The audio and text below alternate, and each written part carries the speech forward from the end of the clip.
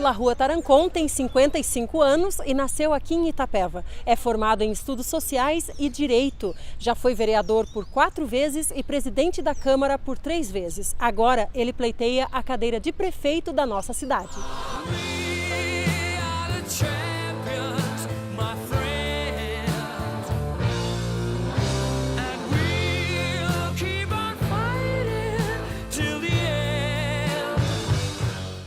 Paulinho, então você estava me dizendo que começou a trabalhar com seu pai.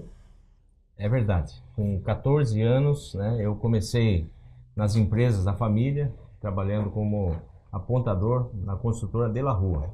O que é um apontador? Apontador é aquele que visita as obras, faz o ponto dos funcionários, né? Vê se algum empregado falta na obra ou chega atrasado, né? Depois faz esse relatório, encaminha ao escritório de contabilidade para que seja feita a folha de pagamento.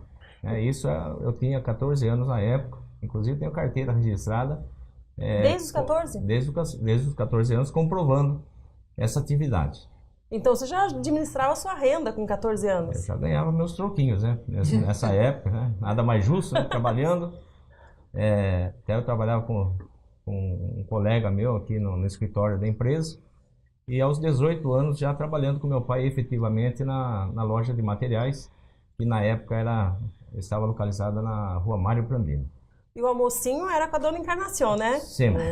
Sempre. Muitas vezes tinha que mandar marmita, né, dona Encarnação? Não, ele vinha almoçar na Vinho? casa. Sempre nessa mesa aqui, essa mesa famosa, antiga. Nossa, mais linda. Linda mesmo, tá maravilhosa a mesa. Obrigada, viu, dona Encarnação, pelo café, tá maravilhoso.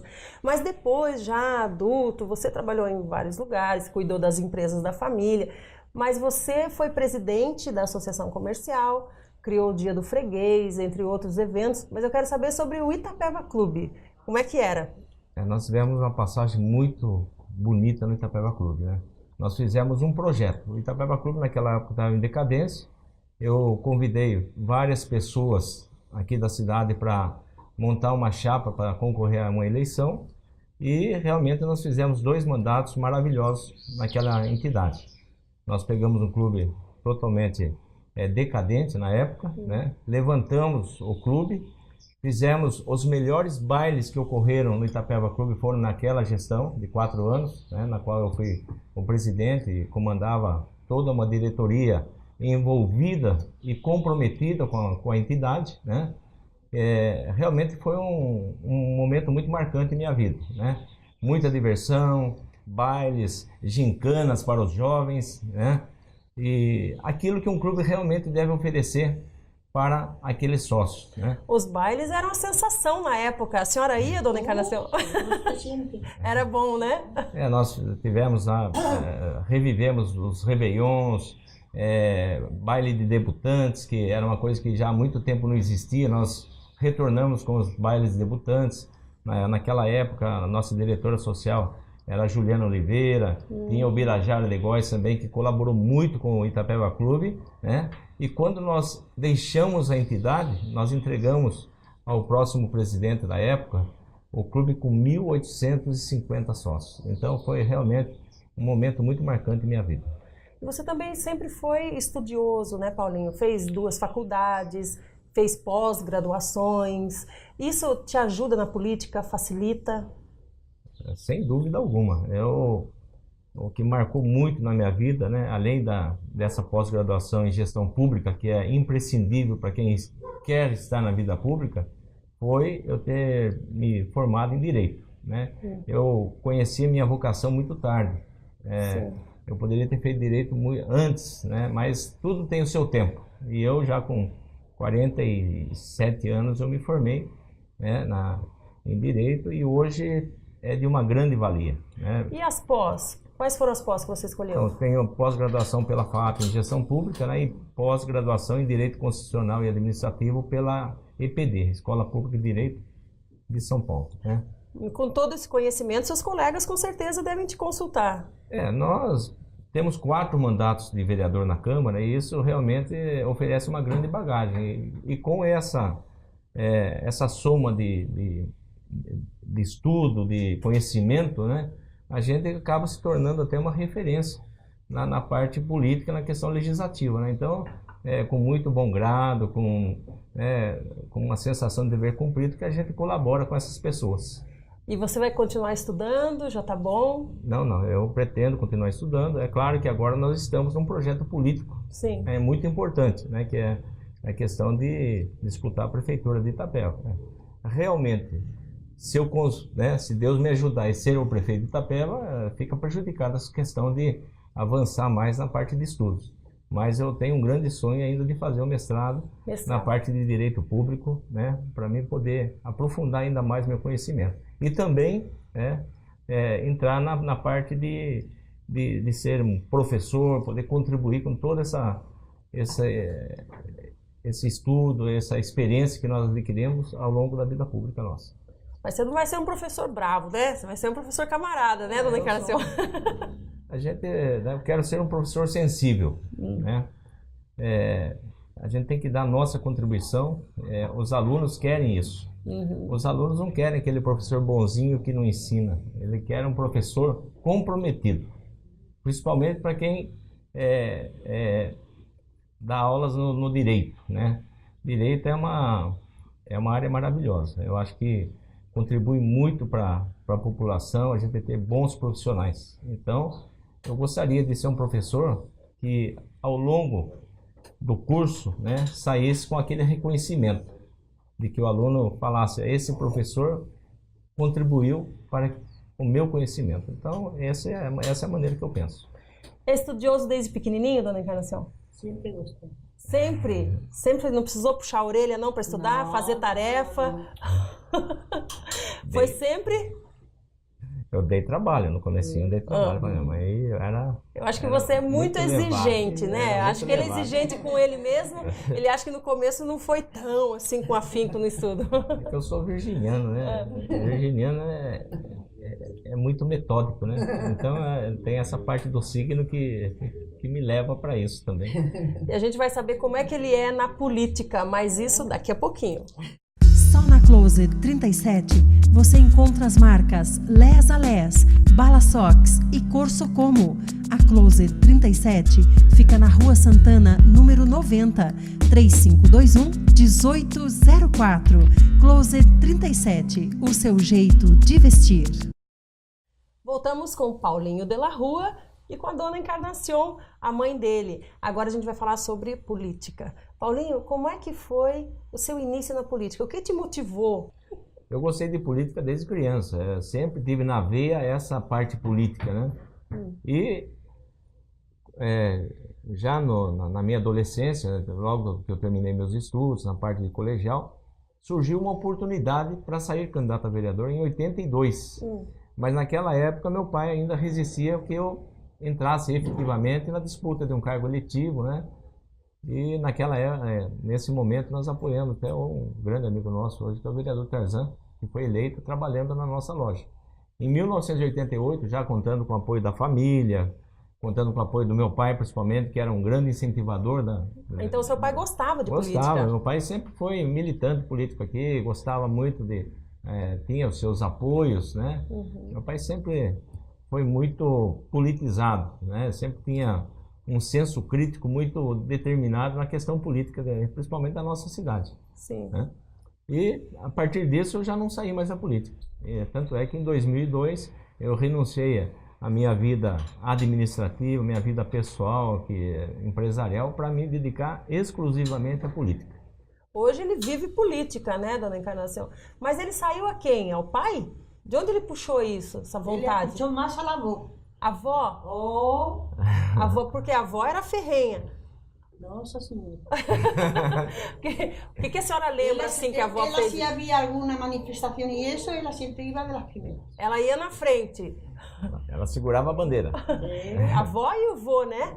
A avó e o vô, os pais do pai. Os avós paternos. Isso.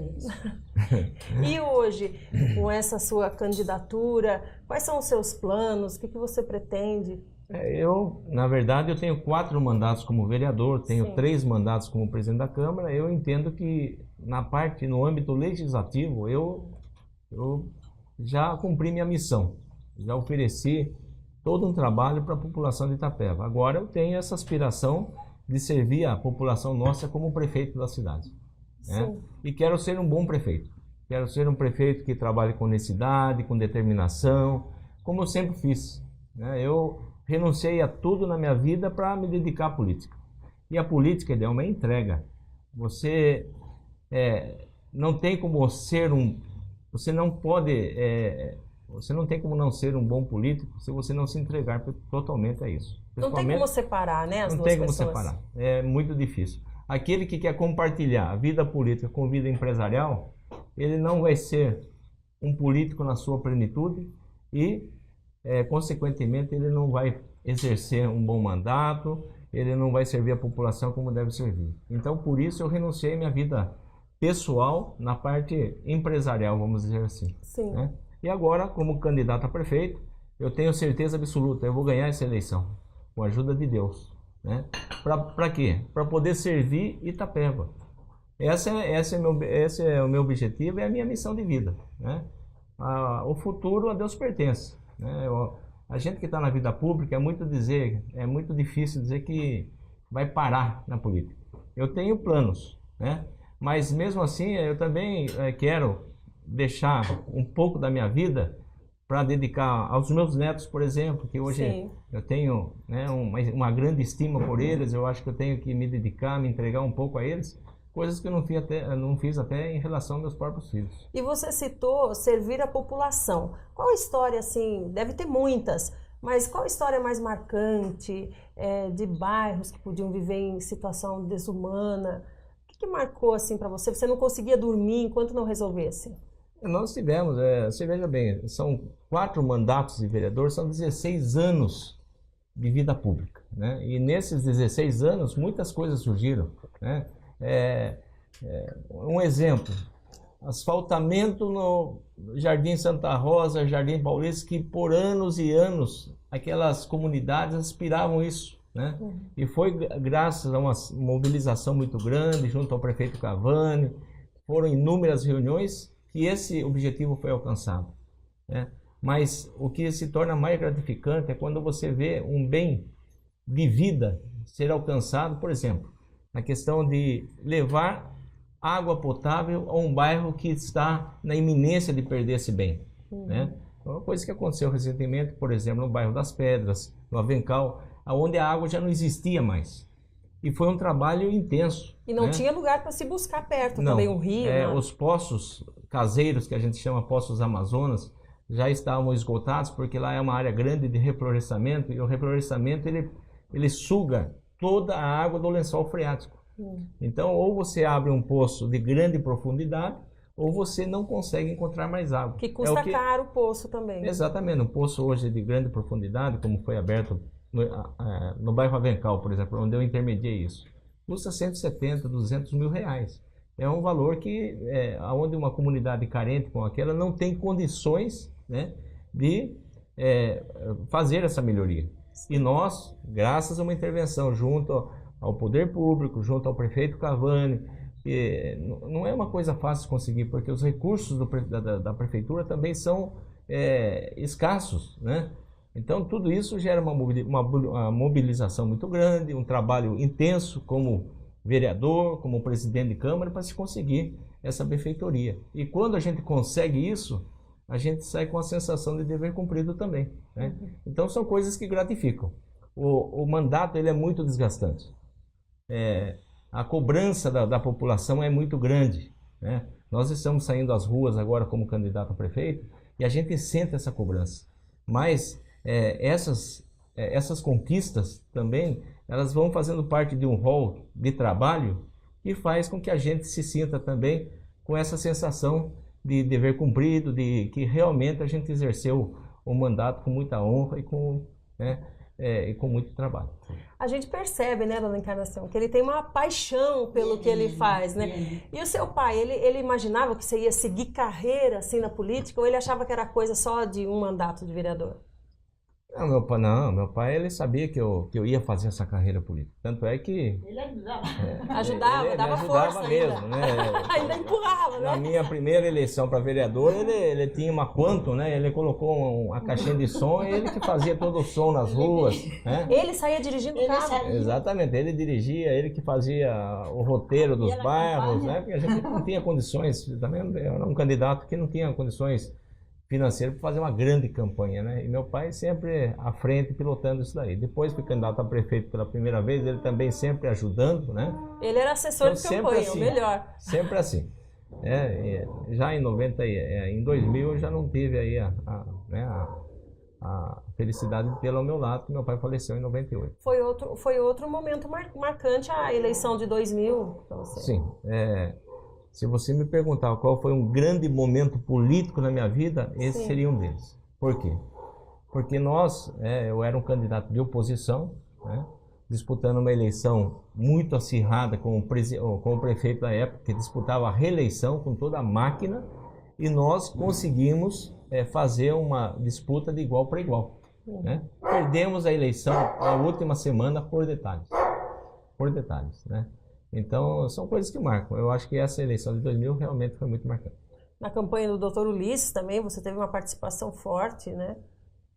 Então, eu deixaria 2 momentos na minha vida, né, como político, que eu me sinto com sensação de dever cumprido. Seria essa eleição de 2000, onde eu me entreguei, perdi na última semana, e também essa eleição do Dr. Ulisses, onde eu fiz a coordenação de toda a sua campanha, né?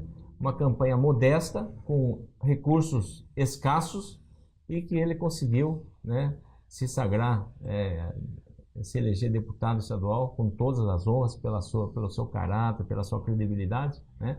E a gente se sente gratificado por isso. Então, são 2 momentos que marcaram muito a minha vida como política nessa época. E a senhora, dona Encarnação, nessa época que ele estava falando que o pai era todo o melhor assessor que ele tinha, né, de campanha, e a senhora ficava nos bastidores, o que a senhora fazia? Eu gostava também. Gostava? A senhora não dava palpite, né? A senhora dava ordem. Eu gostava de assistir, viu? Já já a gente fala mais sobre a família de Paulo de la Rua. Primeiro Bota Fora liquida tudo exclusiva. Descontos de 20, 30 e 50% em todos os acessórios. Você não pode ficar de fora. Exclusiva! A Junitex tem o prazer de convidar você para conhecer a nova loja em Itapeva. Roupas, calçados, bolsas e bijuterias em grande estilo.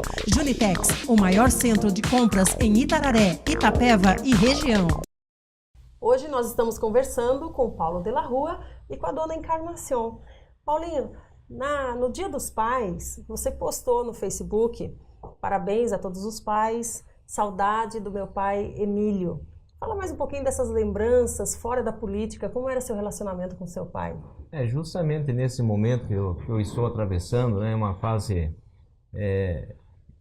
assim, difícil na vida, porque você disputar uma campanha eleitoral é muito complicado, entendeu? Você sofre, né, você sorri, você tem alegrias, você tem tristezas, às vezes você precisa de um apoio, né? Eu tenho, graças a Deus, tenho um respaldo familiar muito grande. Você viu aqui há poucos instantes. Tava uma festa. Eu tenho uma família que é maravilhosa, que me dá todo esse apoio, né? Mas eu falei da saudade do meu pai, até porque realmente o meu pai era uma pessoa que nos emprestava um apoio muito, muito grande, né? Ele sempre tinha uma palavra amiga, né?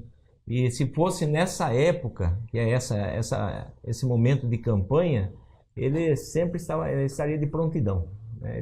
Inclusive, estaria sempre sentado nesse lugar que eu estou hoje, né? Dando seus palpites, dando seus conselhos, né? E a gente sente muita falta disso. Meu pai faleceu em 98 e a gente ainda sente saudade dele, né? Então, realmente ele marcou muito a nossa vida, porque ele, além de pai, ele era um grande conselheiro e grande amigo dos filhos dele, né? A gente sempre teve essa união familiar, nunca tivemos brigas, a família sempre foi unida, os irmãos nunca brigaram, né? E tudo isso graças a uma estrutura familiar que veio de berço, né? E eu prezo muito isso, né? Eu não fui um bom pai como o meu pai foi bom para mim, né? Isso em razão da política, né? Da renúncia. Por falta de tempo também. Né? Exatamente. Né? Então, às vezes a gente se lamenta por isso, né? Mas a gente toca a vida em frente.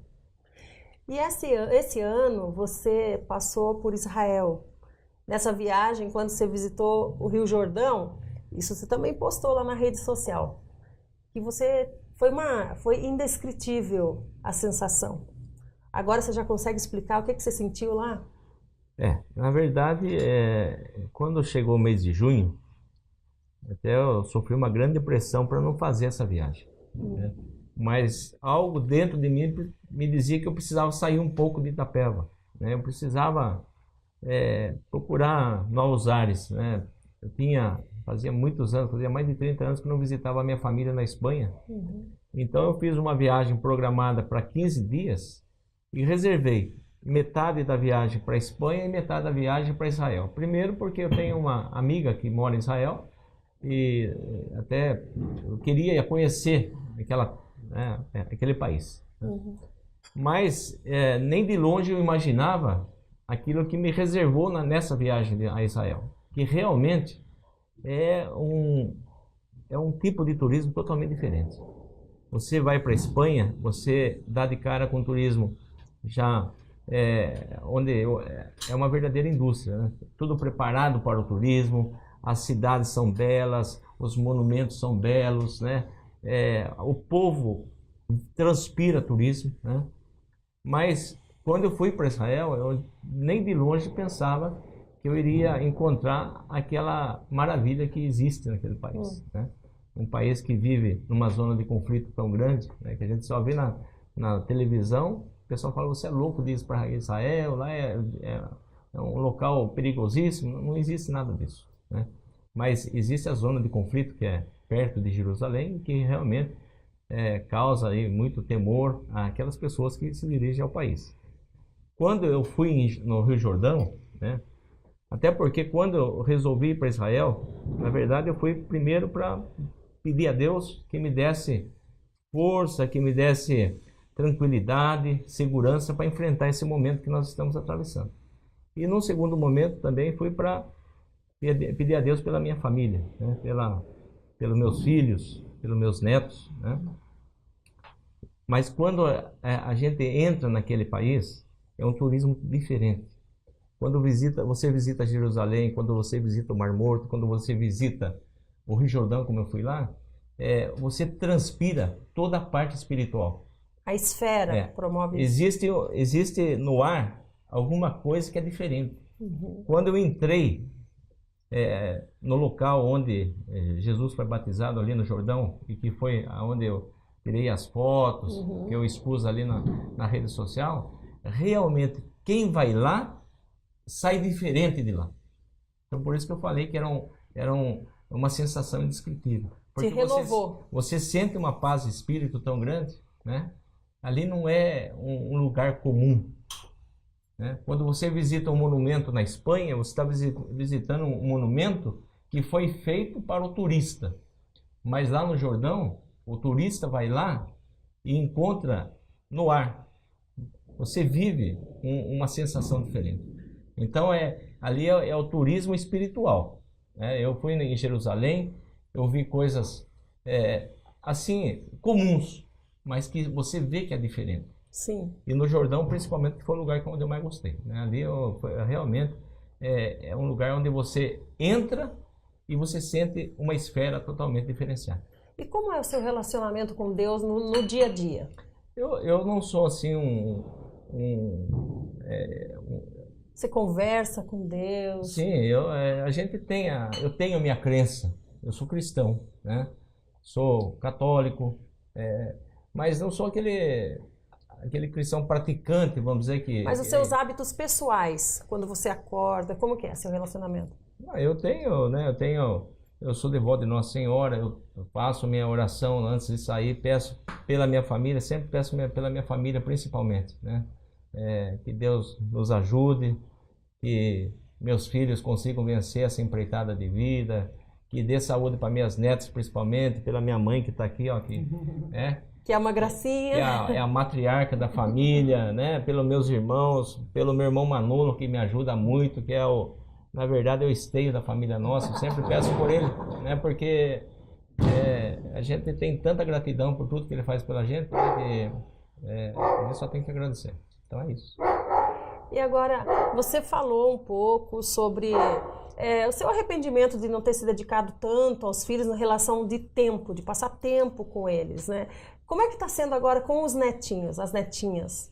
É uma situação totalmente diferente. Agora elas estão sugando tudo, né? Porque ele ficou devendo. Elas, inclusive, encontrei com o avô delas na igreja no domingo, e ele me cobrou a presença na casa delas, né? Das duas, que eu tenho 3 netas. Elas estão reivindicando. Será que vão dar políticas também? Será possível? E ele me cobrou, ele falou, oxa, você não foi mais na minha casa? As meninas estão com saudade de você. Eu falei, olha, seu Jorge, eu tô com muito mais saudade delas do que elas de mim, pode ter certeza. E daí essa semana eu fui lá dar uma olhadinha nas duas, porque a Maria Alice, que é outra caçulinha, né? O meu filho, ele é... A Maria Alice é a Caixinhos. Isso, ela já vai atrás do avô, né? Foi no aniversário, então a mãe já leva, né? Ela já é mais popular, né? Ela é... Então é gratificante. Essas crianças, realmente, o que acontece? A minha contribuição vai ser essa, doar o meu tempo, né? Aquele tempo que eu não consegui doar para os meus filhos, vou procurar doar para elas. E uma olhadinha você dá também todo dia na Dona Encarnação, né? O café é sagrado. Aqui é sagrado, né? Eu só não tenho vindo agora diariamente por causa da campanha, que a campanha ela é uma maratona, né? É o dia a dia, a gente não consegue espaço para nada. Mas toda vez que eu posso, aqui é sagrado. E terminando a campanha, eu volto no meu dia a dia, porque eu sempre falo o seguinte, a minha casa é a casa da minha mãe. A casa que eu tenho na Vila Aparecida é para mim dormir, é pernoitar. Mas aqui é onde eu passo os meus momentos. E a senhora levanta toda manhã, já prepara o cafezinho para ele? Claro. E aí, senhora, se ele não aparece, alguma coisa... Digo, alguma coisa aconteceu. Aí a senhora fica com a Nina, né? A Nina é a cachorra do Paulinho, que é uma pastora alemã, né? Preta, enorme. E essa que tá latindo aí fora, que vocês estão ouvindo? A cachorra é da minha mãe. É da sua mãe. Eu dou uma assistência para minha mãe para passear com a cachorra, mas a cachorra é da mãe. Então, Dona Encarnação, eu queria agradecer a senhora, viu, pela entrevista. Queria agradecer pela mesa farta que a senhora pôs aqui, mas isso eu já sei que é todo dia é assim, né? Quero agradecer a você, viu, Paulinho? Obrigada pela entrevista. Desejo sorte para vocês, para toda a família. O prazer foi nosso. Obrigada. Eu só tenho que agradecer a você, Delma, pela oportunidade, né? Não só de mostrar também essa parte política que a gente vivencia no dia a dia, por onde a gente é mais conhecido, né? Mas também por esse momento de poder colocar um pouquinho da minha família, aquilo que a gente pensa, né? Dos nossos familiares, dos nossos entes queridos. Eu só tenho que agradecer. Um abraço. Obrigada.